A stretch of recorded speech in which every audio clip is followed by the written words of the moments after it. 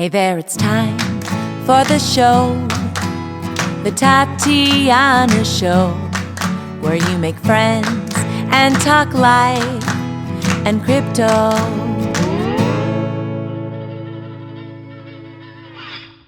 I want to talk about Celsius Network. They're doing a really cool thing, trying to revolutionize the way we think about financial services. Basically, they're offering their users up to 10% annual interest on their crypto deposits. And there's no secret to how they're doing it. That 10% comes from them sharing 80% of their profits, rather than the minuscule percentage the banks share. Celsius is giving our users $10 in BTC when they make a deposit of $200 or more in crypto or stablecoins when they use promo code Tatiana. Go to Celsius.network. Hello, everybody, and welcome to the Tatiana Show. This is an episode that's sort of a combination of a few different interviews that I did with friends that I made in Birmingham in the UK for a conference called BitBrum. I actually met someone named Igor from the BlueWallet team while I was there, and he set me up here with Marcos Rodriguez, and Josh is going to join us because he's a big fan of the BlueWallet. So thank you so much for joining us today and telling us a little bit about what you guys are working on. Sure. Thank you for inviting me. Awesome. I love the BlueWallet, gotta say. Josh has been dying to say that. He's really excited. Cool. Josh, why do you like this wallet so much? I mean, do you have it and stuff, or what's the story? Man, it's wallets like BlueWallet and ZapWallet that are really taking the forefront of crypto. I gotta say, like, they're the two wallets that really blow my mind in terms of user experience, because when Lightning first came out, I remember thinking, how the hell did they get implemented? How does it work? And it was these two wallets that really took the baton and said, right, we're going to show the world how Lightning works. And BlueWallet, for one, really made the user experience extremely easy, and I really love that about them. That's a big sell. So Marcus is actually working on the software development, so congratulations. Apparently people like what you're doing. But there's some kind of history to the company. I mean, you guys have been through some trials and tribulations. Can you tell me a little bit about what inspired the motivation, how it differs from other wallets in the space, and why it is that Josh is raving about it? Sure. So basically what happened is that Igor, he was one of the many Bitcoin users who started to see a trend where a lot of these wallets would start implementing ICOs and adding altcoins and really not focusing on Bitcoin itself. And so that became a bit of an issue with him and a lot of us. So he started looking for projects that would be dedicated to Bitcoin only, and doing a mobile wallet app, and he was unable to find one. So he decided, why not just make one, because he knows how to code and he knows Bitcoin protocol. So that's how BlueWallet was born. And after that, Nuno, which is our designer, he joined the team and he gave the app a refresh, because initially it looked like it was made by a developer, because we are developers, but Nuno gave it the look that it has right now, which is very, very different from how it started. And after probably a few months of the app being released, I went through the same issue that Igor went through, which is started noticing the wallets going on different directions, and I Googled a project that would be a Bitcoin only, and stumbled upon BlueWallet and sent them an email and started working on the project with them. Were there any challenges trying to implement Lightning into the wallet that are like special to that technology? Yes, there is, because Lightning is, it's still new, but it was even newer back then. So we had to make some sacrifices in terms of like, okay, so initially, given that it's new technology, there's no such thing as a full node or anything like that running on the phone. We had to set up our own node that would be shared amongst the users, and stuff like that had to be sacrificed a little bit in order to be able to implement what we were able to implement and release out to the world. Where are you guys based? So Igor, he is right now in London. I believe Nuno lives right now in Barcelona, and I am currently in Atlanta. So do you guys have to be registered with any kind of government agency or anything like that? How does it work on the regulation side? So at the moment, we don't have any sort of a, well, I mean, I do know that Nuno is working on registering the BlueWallet as a company itself, and he's going through the regulation process, which takes some time, given that it's different in each country and they require different levels of paperwork. However, since it's an open source project, we don't really have it under like let's say like a company like Coinbase or anything like that. Okay. Do you guys have any plans on going and partnering with any kind of institutional clients, or are you customer facing right now? Customer facing at the moment, because basically we're creating a wallet that we ourselves want to use. So we are really focused on user, because at the end of the day, that's who you want to make happy. Yeah. How do you monetize something like that? Well, at the moment, we're not really monetizing. We are essentially just doing this for the passion of Bitcoin.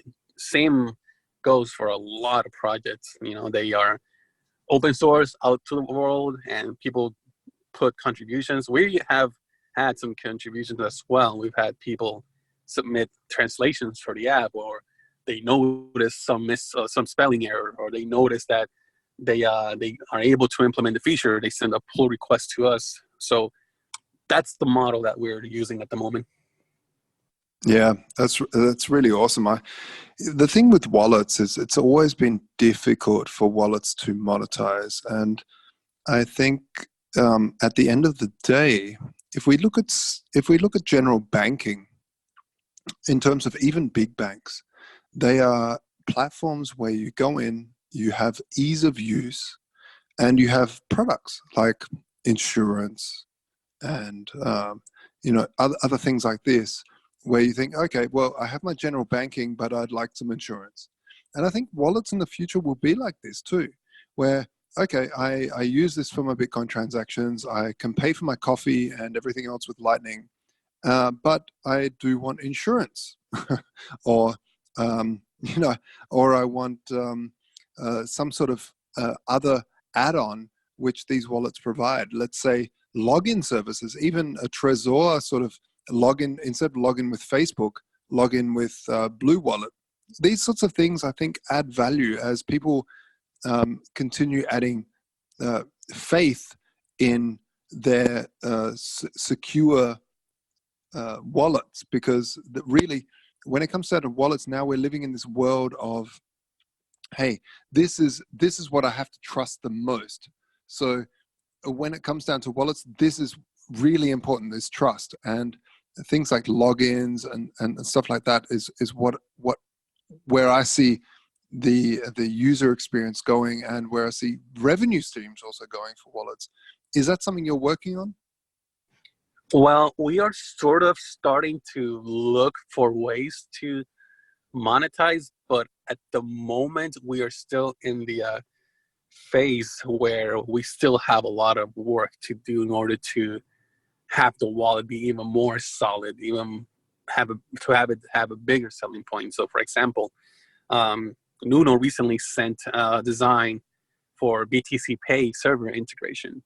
So he has the UI ready, so that way, as a merchant, you just open BlueWallet, you log into your BTC Pay server by scanning a QR code or inputting the login, and you can start selling products using BlueWallet via your BTC Pay server. So we're still in the process of implementing features and not really concerned about monetization. Yeah, that's what I'm talking about. Is having second or third party use cases apart from the wallet. The wallet seems like the thing that hooks the fish, the bait that then brings the clients on to say, hey, by the way, you can have this function of moving Bitcoin, but by the way, we also allow you to hook into BTC Pay server, into insurances, into whatever else services you bring on. I think this is where wallets really are heading.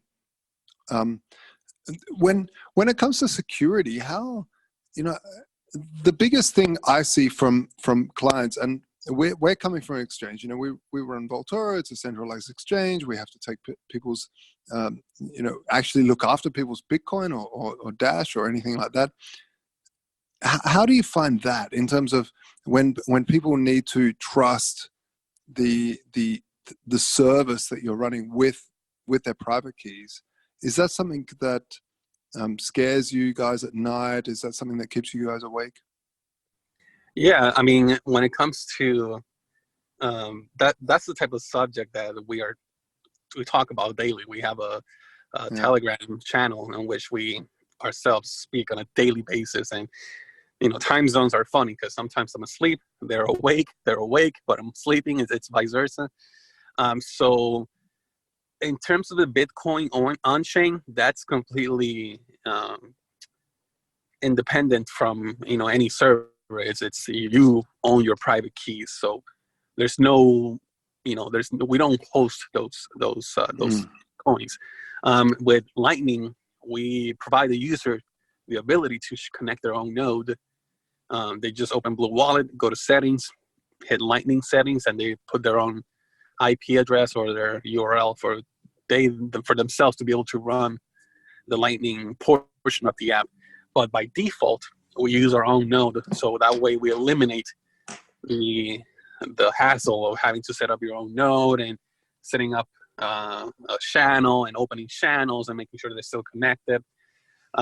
But we're slowly going to be moving away from that and allowing the user to use something like Neutrino, which allows you to run your own Lightning node on your phone. But at the moment, we're still in this middle area. So, but yeah, it's definitely something that we keep an eye on all the time because it's a big deal. Man, I heard you say something right there, which is I find fascinating, is that running your own node on your own phone. And this to me is really what the antithesis of Bitcoin is, and why Blockstream and a lot of the core developers focused on having a 1 megabyte block is that we want to focus on more nodes. We want to focus on people storing their own Bitcoin, running their own nodes, and the ability to run their own nodes on their own mobile phone, I think is a huge step forward to decentralization. And I'd love to hear your take on that. Yeah, absolutely. Personally, I find decentralization to be the number one priority when it comes to cryptocurrency, because Bitcoin is the most decentralized cryptocurrency out there. So by also adding Neutrino on top of Bitcoin, it will decentralize the Lightning channel, the Lightning service even more, the network. So that's definitely something that at least I keep an eye on. Constantly I'm looking at the Lightning Labs blog to see if there's any updates on it. I look at their GitHub because they do have a mobile wallet. And I believe they announced that they're going to be releasing a React Native package for Neutrino at some point. So I'm also keeping an eye on that to be able to play with it in order to implement it in the future release. Yeah. It's one of the things that I find BlueWallet is really nice at doing is this interface between the user and the technician is to bring this technology. And in fact, I think this is the use case for all startups in the scene, is to how to reduce technical debt and bring the user to the forefront to feel comfortable in some of these pretty hardcore technical challenges that face us all as Bitcoin users, especially on the second layer of Bitcoin, is to allow the second layer to be easy, to be comfortable, to be something where I feel like I'm safe. I know that if I want to pay for something, I can quite easily do it without feeling unsafe, and something that allows people to maybe connect with me as a merchant to also feel safe. And this is, I think, the challenge that wallets like BlueWallet or others in the space really have to take on. And I got to say, I'm not chilling. I've got nothing. I've got no vested horse in this race. But I've got to say the BlueWallet is doing a really good job at that. Thank you. Yeah, so that, just like you said, the communication and the differences between the user and the technical depth, because no user wants to be thinking about opening channels or closing channels or sending some satoshis to open a channel and keeping track of all that network state. No user wants to do that. So we decided to just take that out from the user's life and just give them Lightning as it eventually will be in an independent form. But right now we're just providing a sneak peek as to what to expect in the future. Hey, Tatiana, I'm wondering, how do you feel about Lightning? Like, as a user, I mean, you are the quintessential, as you may say, user of Bitcoin. You're in it for the passion. You're in it for philosophical reasons. And yet, Bitcoin has come to a space where it's kind of hard, unless you're sending larger amounts on-chain, it doesn't really make sense unless you start using what everyone's building, including BlueWallet, to allow off-chain transactions. How are you, as a user, feeling about this space? I don't want to know that I'm using Lightning. I don't want to know anything. I want to take out a credit card like I used to have my Shift card, which I don't have anymore. And I want to swipe it, and that's how I want to use my crypto. When you can do that with Lightning and I don't have to know that I'm using Lightning, that to me is success. For now, I hear a lot of people talking about it. I guess there's some challenges with implementing it. And frankly, like, I don't think about it. I don't know. I mean, maybe that's a bad answer, but I want to use it when I don't have to know about it. You know what? There's no maybe such that's a little thing bit irresponsible, but I mean, I don't know. That's. I mean, you want an honest answer. I don't know. Maybe that's not the cool answer, but that's the real answer. Look, this is the thing. That a lot of people want to give the cool answer of like, yeah, I run my own full node and yada, yada, yada. But at the end of the day, I thought of doing that. I want to get one of those bit seeds that John Light has, but I guess they don't have them anymore. At one point I was running a node, but not anymore. I mean, I don't know. It just seems so hard, and that's not my jurisdiction. yeah, but I do use crypto all the time. I just send it and I eat the fee, and that's it. Yeah, well, that's fine. But in towards the end of 2017, those fees got rather large, right? So it would be much better to pay that fee once and then be able to use something like BlueWallet and be able to deal with paying Lightning fees. I think that really the swiping side and the the contactless pay and the pay pass and whatever else you want to call it, I think these are part of what society is getting used to. But if you go to somewhere like China, QR codes are very, very common, and that's what people are used to. So I feel that something like BlueWallet or any Lightning wallet in that case is really, or any Bitcoin wallet or crypto wallet is really tapping into is that, hey, I want an invoice, I scan the QR code, and there it works. It just works, and I know the payment's gone through. The volatility is, of course, something that's interesting.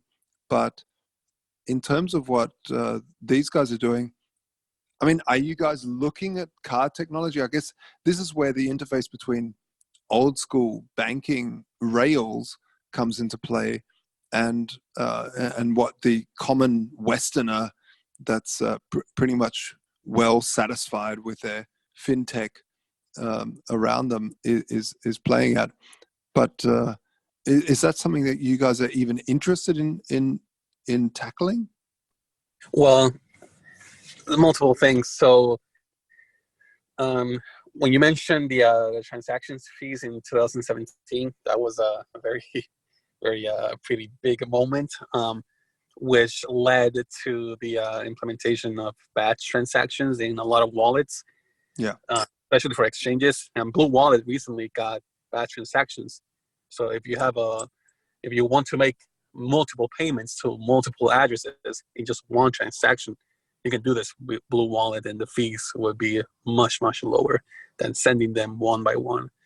Second thing, the whole lightning and don't want to think about it situation, that's something that is slowly being resolved, because lightning has a technology called swapping, that if you scan an on-chain address, it's able to send on-chain coins to that address and removing those coins from your off-chain balance. So it eliminates the need to know if you're using a Lightning wallet or not using a Lightning wallet, and where you're sending to. All that gets eliminated with Lightning Swap. So that's something that we're also going to be implementing into BlueWallet. Next thing, NFC payments. There's an issue that I opened up in the BlueWallet GitHub that as a start to be able to implement NFC. So at the moment, Apple restricts NFC third-party use to just reading. So essentially, if you have a wallet, regardless of if it's BlueWallet or not, and you have it transmit NFC Bitcoin address, you just use your BlueWallet, you scan it with NFC, and the payment information will automatically be filled. You don't have to be using your camera to scan a QR code. Oh, well, that's beautiful. You know, one thing I'd like to see, I'd really like to see the ability to have an in-app payment through the, I guess, the duopoly that is the Play Store and the Apple Store, and allow that to load a Lightning channel. Because I feel that if I could load a Lightning channel from my old school Play Store button and have something sitting there, I would feel like all that complexity is gone of buying Bitcoin first, loading a Lightning channel, then paying for my coffee. And I've seen some EOS wallets do this. I'm not the biggest fan of EOS. I think it's I don't know. It's got some nice ideas, and this is what I enjoy looking at because technically it's interesting.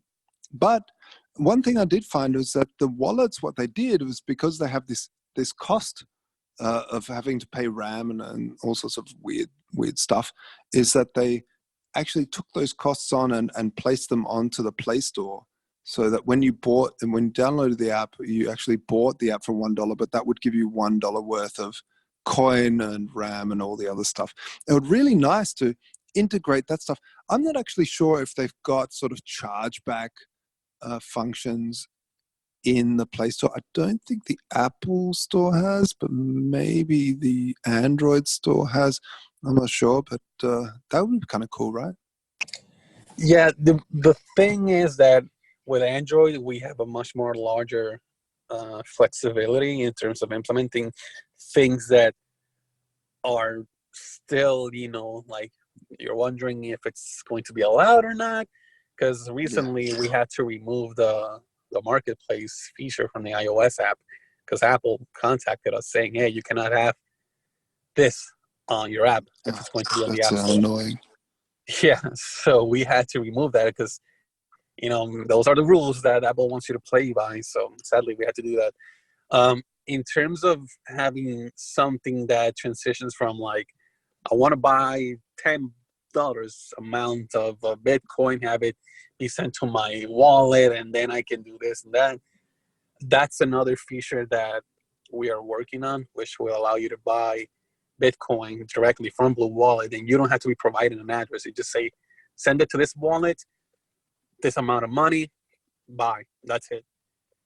So that's also something that we're working on. But we have a lot of things on our plate, but we're going one by one slowly. Yeah, crazy. We sponsored the Lightning Network conference here in Berlin, and I'm so glad we did, because being there, we really saw how amazing this space is growing, and wallets like yourselves and Zap and a few other projects are really at the forefront of this stuff. So you should be very, very proud of yourselves for bringing what really is true innovation in fintech. You know, a lot of companies come out with these fintech technologies that are really just nonsense. They're just sort of icing on the cake. I mean, I don't want to pick any on anyone, but let's look at N26. And N26 for me is like it's the startup, it's the unicorn of Germany, but really they're just an interface. They're just a silly interface, a beautiful, I mean, gotta say, it's a beautiful interface on an old school banking system. But what you guys are doing are really focusing on the amazing forefront of financial technology, of real technology. It's not just an interface on an old school crappy banking system. You guys are building and developing and innovating onto a technology which no one really knows how to use yet. So you guys are inventing the interface for this new technology to make it easy. And sure, maybe down the line, someone will come up with even something better. We don't know on how to interface this, but you guys being on the forefront have made it super easy and super nice. And I really applaud you guys. And I really think if anyone's interested in Bitcoin, download something like the BlueWallet, like Zapwallet. I really don't want to pit you guys again. I know you guys might be competitors in a way, but I think really this isn't a competitive space. There's so much growth in this space that you guys are forging it together. And I have to take my hats off, because when I think of, and the reason I'm saying this is because 2 years ago, I was developing a way for people to use Lightning, and it was really hard. It was really hard I was developing interfaces and all this sort of thing. And I was thinking, yeah, but how does this and this and this and that work? It's almost impossible to figure out. And you guys have done it. So yeah, guys, if you're listening to this, first of all, give us a thumbs up and share this podcast, because it's amazing content. But also download BlueWallet. Check it out on your app store. Download BlueWallet and give it a go. Load up a Lightning Lightning Network channel, and go search different things on the internet that allow Lightning payments, and see the future of payments. It's really, really interesting and very easy to do. By the way, they did not sponsor this episode or anything. This is just a glowing recommendation. So that's awesome. Cool. I'm glad that you guys were in Birmingham. Why were you guys there anyway? It was a little bit off the beaten path, but what a wonderful community up there. Yeah, I mean, I think that Igor is the one that went there, because Igor is your good representative. Good man. Coming out. Representing. He's awesome. the smartest one of us, of all of us. He lives right in the center of where the whole landscape, the whole community is, glowing. Because I live in Atlanta, and there's some conferences here and there, but they're mostly like blockchain general, altcoin type of conferences. They're not really Bitcoin, but Igor is right there, right in the perfect area to be able to represent BlueWallet. Awesome. Well, thanks everybody for joining us today. If you like this show, please share it with your friends, thetatianashow.com. Thank you to our sponsors, eToro and Celsius. And also, check out our websites. Also check out proofoflovecast.com. BlueWallet, what is it? BlueWallet.com or .io? BlueWallet.io and BlueWallet.io on Twitter. Okay, cool. And then we've also got Josh at Voltoro. So go to Voltoro.com. Any final words, everybody, or shall we say goodbye? I got to say, Tatiana, I'm loving the Proof of Love podcast. Have you been listening? I really hope so. I'm really digging it. Yeah, we listen, man. We've look, every relationship has its little issues, right? Folks, you know what I'm talking about. And the Proof of Love cast really, it dissects issues in relationships, but not only that, relationships in the crypto space. So if you're talking about a niche within a niche within a niche, you're talking about Proof of Love cast, you got to listen to it. Check it out. Yeah, we've been having a lot of fun. This episode of the Tatiana Show has been brought to you by eToro.com. You can trade in a wide range of assets, connect with the crypto community, and automatically copy top-performing portfolios at eToro.com. Quite simply, they have the top currencies, smart tools, low fees, social trading, all in one simple app. They facilitate over $1 trillion in trading volume per year globally. eToro makes powerful trading tools easy. Get started in minutes right now at eToro.com. That's ETORO.com. Hey everybody, this is a special segment coming to you from Birmingham. I'm here at the BitBrum Conference. I've learned how to say the name of the city properly. I'm very proud of myself. And we're hanging tough with some of my new friends here from myhardwarewallet.co.uk. And they've got a whole bunch of wallets, and I just kind of wanted to get a little bit of insight. What brings you guys here to the conference? Well, I guess just try and sell some of our hardware wallets. We're the biggest resellers of all of the best brands in hardware wallets in the UK, and we love coming out to crypto shows and sort of engaging with the community. So I guess that's why we're here, really. Excellent.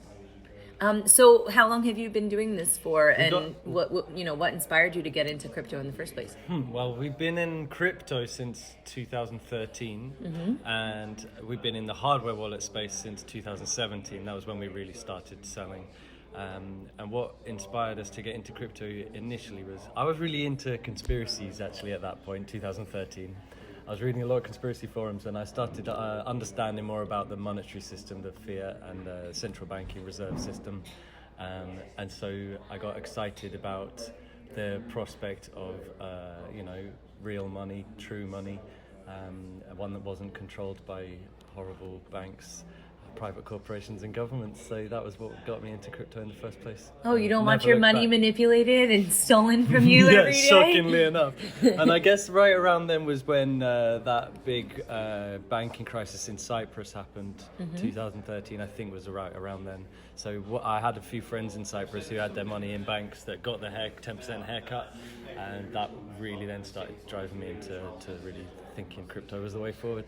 How about you, Tom? Similar to Will, really. I kind of pulled him into it, actually.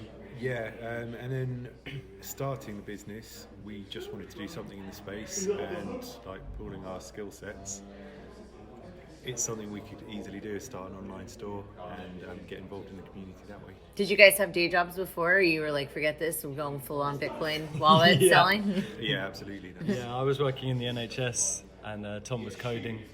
Okay. For a company, yeah. Cool. Can I ask you an off-topic question? What Certainly. do you think of the NHS? I think it's one of the greatest institutions in this country. I think we're incredibly lucky to have it. I think healthcare costs are the leading cause of bankruptcy in the States. I was in hospital 2 weeks ago. The most I had to complain about money-wise was how much it cost me to park the car to be there. It's incredible. It really is. I'm kind of scared for the future of it with Trump and our illustrious leader Boris Johnson. Is talking sort of behind closed doors now about opening up a trade deal with the UK. So I'm worried that private healthcare might sort of start creeping over the pond. Okay, well, that's a whole other thing to unpack. I'm always surprised by the answers about people about healthcare in the UK, because as a libertarian and as a free market lover, it's just why would a monopoly be better than competition?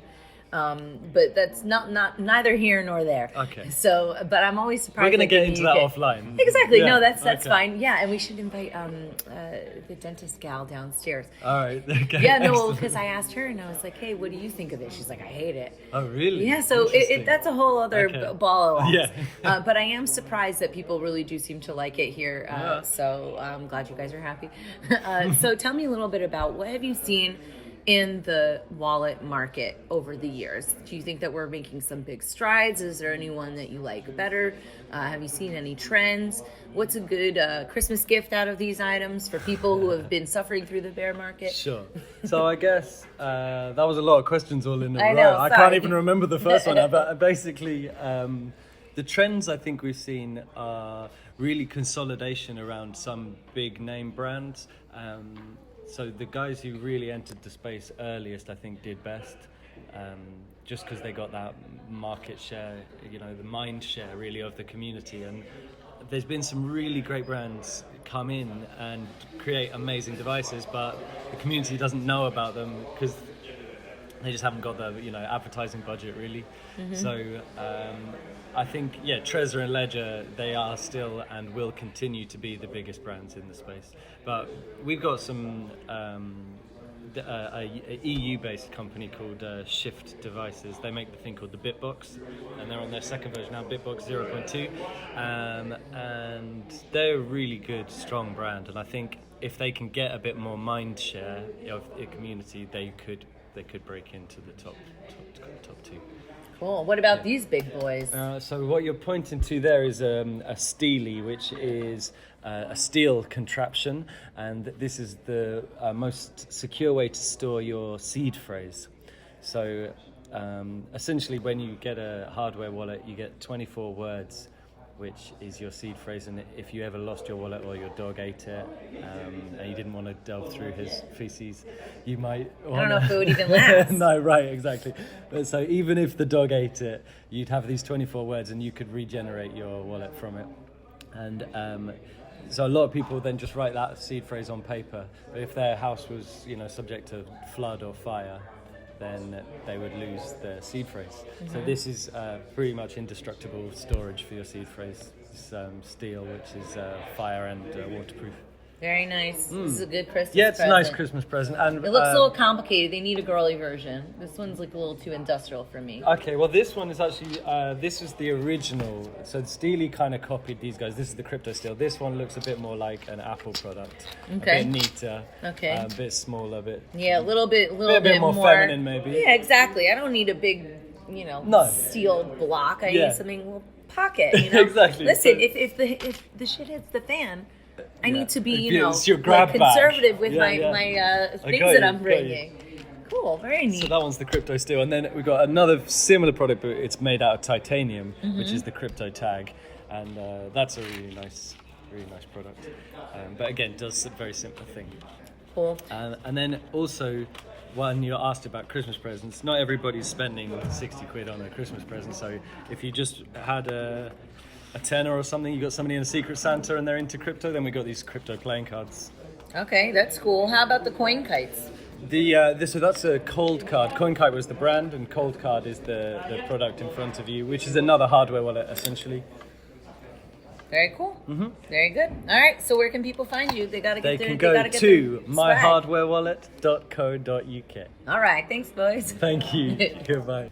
Hello, everybody, and welcome to this special segment of the Tatiana Show here in Birmingham in England.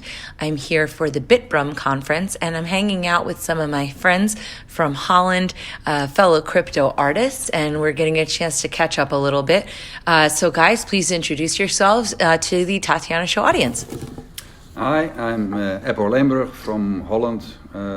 I've been interested in Bitcoin less than 2 years, and I love everything about it. And for me it was also a start to get creative, because I have a lot of experience with paint and epoxy, but it was just work and missing the fun. And for me this was it's just pure fun making it, and if I can make people aware of what Bitcoin is along the way, it's beautiful. Awesome, for sure. How about you, Anita? I'm interested in painting in December now, and I'm doing acrylic pour painting, and because Eppo started to get interested in the Bitcoin, we together have an adventure in making crypto art, and I'm cutting out things so he can use it, and I'm doing my fluid art and make also acrylic jewelry. Awesome. Yeah, I saw some of that jewelry looking good. So you had some beautiful things displayed. Maybe I'll take some photos, and if people are listening, we'll include some links to your work, of course. But tell me a little bit about, were you doing kind of crypto stuff before? Well, we made art before, but that was a long time ago, and financial crisis came, and it was more a time of surviving. And but we made paintings before with wax painting. We made lamps, also paint on lamps, on acrylic. But yeah, that yeah, we stopped and it did go away. And then, like I said, we had to work to survive. And well, finally we start choosing happiness again and start creating and do the fun stuff. Yeah, you have to have a little bit of a balance. The Yeah, cash well, coming in and then the Yeah. creativity. But our house is for years and years full of paint and canvases and materials and always. It was sitting there, Yeah. but now it's coming out. Yeah. Now it's coming out. We all both love doing things with color and creative in the broadest sense of the word. Also, woodworking is one of my things. So yeah, it was always there, but now it's come to product is maybe not the right name Word. word to put on it. But well, if you do something and you don't think during it, it's just pure for fun. That's what you should do. And that's Right. what- Well, I think the that's best art will come out that way. That's where we are now, and that's really enjoying it. So, have you talked with other artists in your area, and talked to them about Bitcoin? How has that conversation gone? What is the creative community like in Holland? Are they accepting of Bitcoin? Is there maybe if you sell them on the Revolution, they might get into it? What's been your experience there in terms of evangelization to the creatives? Well, not so much. Like I said, I'm only in it recent myself, and I didn't talk to any artist yet. Yeah, I met crypto artists on conference, of course, but if I talk to people in Holland directly or people that I work with, they're not aware of what it is, and Especially in the area where we live. no, more It's conservative, and it's about what we know. religious. Yeah. Right, of course. So what has been the, have you guys looked at any other coins? You're very interested in Bitcoin, obviously. Have you looked into any kind of tokenization, any kinds of projects on that front that have been Yeah. interesting to you? Yeah, well, when I started, I obviously heard of Bitcoin a long time ago, but it never, I never picked it up. And when I started browsing about crypto, blockchain, blah blah, I saw another coin. So the first coin I bought was not Bitcoin, it was token pay, and I like what they're building. It's DPay. I like what they're building with the decentralized exchange merchant platform. And yeah, after that. Bitcoin came, but yeah, TPay is also a privacy coin with they're building a lot of stuff around it. Also have a connection with the German bank, so they try to integrate banking as well. So also a bank who is into crypto, I think is wonderful, and I think we need them in transitioning. So yeah, I like the project. Sure. How about you, Anita? I was in a company where I clicked on ads and earned money with it, and I felt it was not going the right way. I had some money into it, and I could get it paid out, and instead of let's get paid out in their coin, I chose Bitcoin, and I chose it at the right moment because it then was 3,400, and I invested. Then the payout was about 800 euros. So it was very good for us. Yeah, I the bet. first time we made money, and then Bitcoin popped more. So I love it. The idea, not only for Bitcoin, but that. I really feel that the digital money is going to be the greatest thing, and the physical money is gone. The banks will dissolve in time, and so.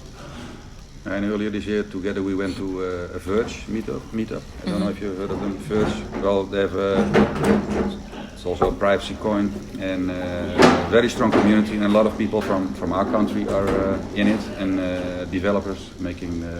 One of the guys made the wallet for iOS, so we like them as well.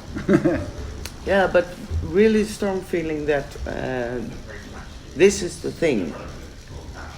The digital money. The digital money, I translated maybe wrong, but the coins, the crypto, the currency. Right.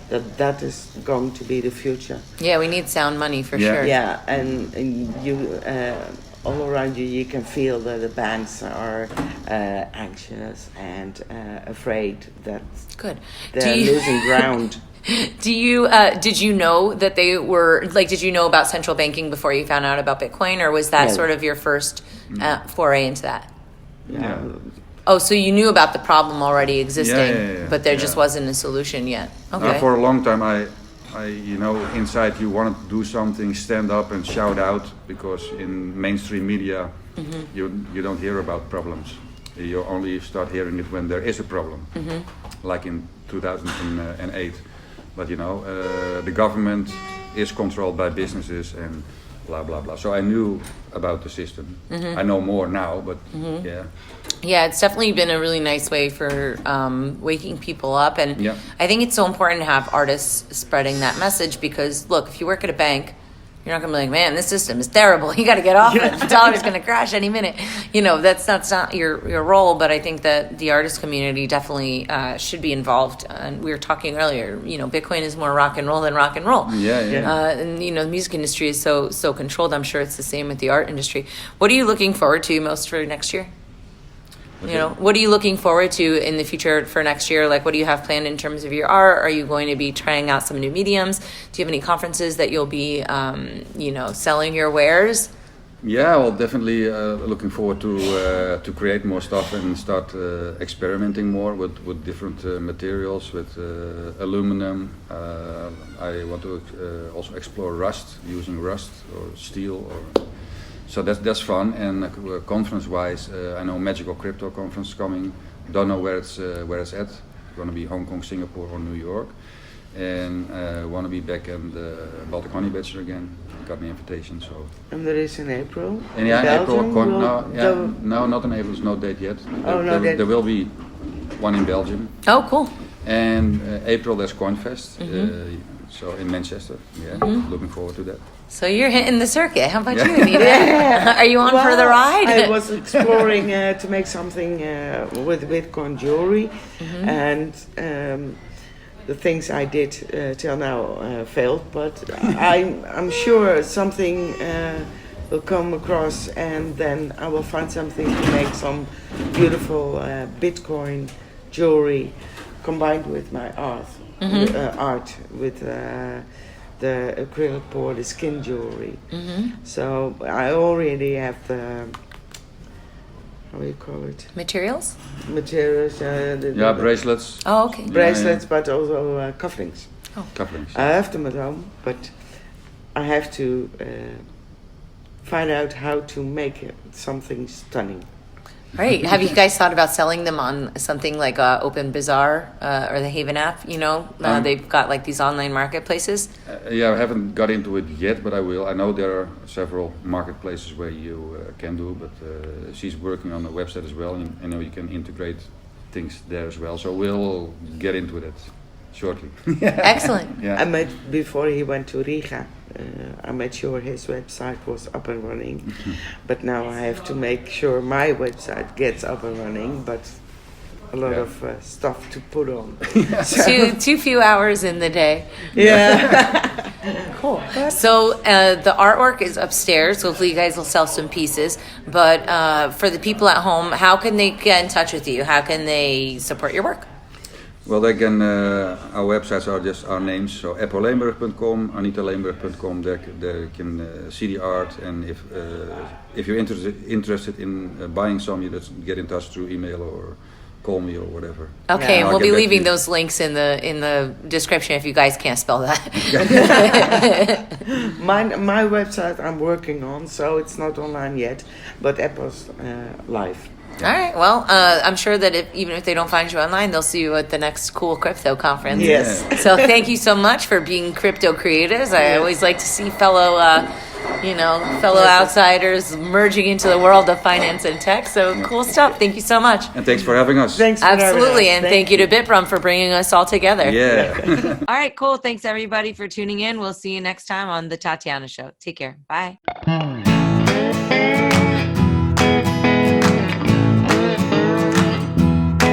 Hey there, it's time the show, the Tatiana Show, where you make friends and talk life and crypto.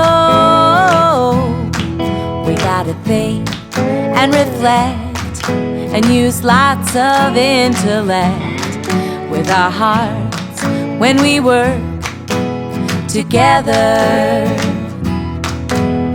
I know that it can be so hard out there, looking all around and saying that life ain't fair. So that is why we will fight and stay up late at night, listening to the Tatiana Show. Thank you for listening to the Tatiana Show. Please follow us on Twitter at Queen Tatiana or on Facebook and Instagram at Tatiana Moroz Music. More episodes can be found at thetatianashow.com, and make sure you leave a review on iTunes and tell your friends. What's the point of all this technology without a little love in our lives? Our hosts, Tatiana Moroz, Dr. Stephanie Murphy, and Lauren Kasovitz, have come together to bring you Proof of Love. Go to proofoflovecast.com. The Tatiana Show has been brought to you by CryptoMediaHub.com, a boutique marketing and PR agency for Bitcoin and beyond.